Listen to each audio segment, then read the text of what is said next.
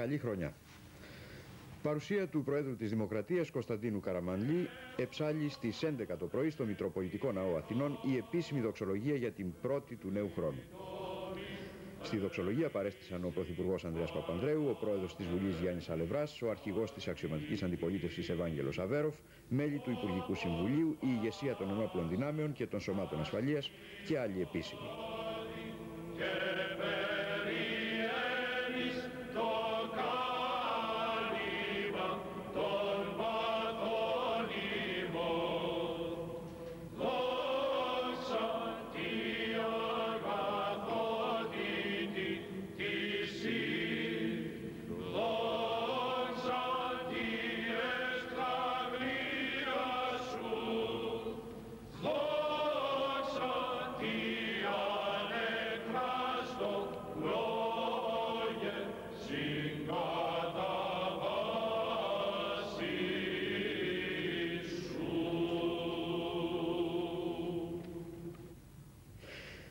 Στις 12 το μεσημέρι στο Προεδρικό Μέγαρο ο Πρόεδρος δέχτηκε ευχές για τον καινούριο χρόνο από τον Πρωθυπουργό,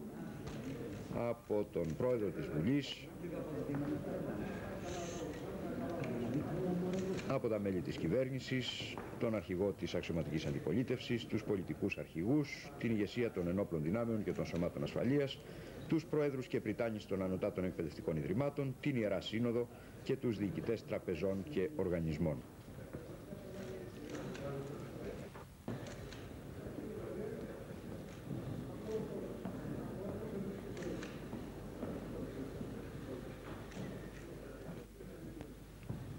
Βλέπουμε τους Έλληνες πολιτικούς που εύχονται στον Πρόεδρο της Δημοκρατίας, ο κύριος Γεννηματάς,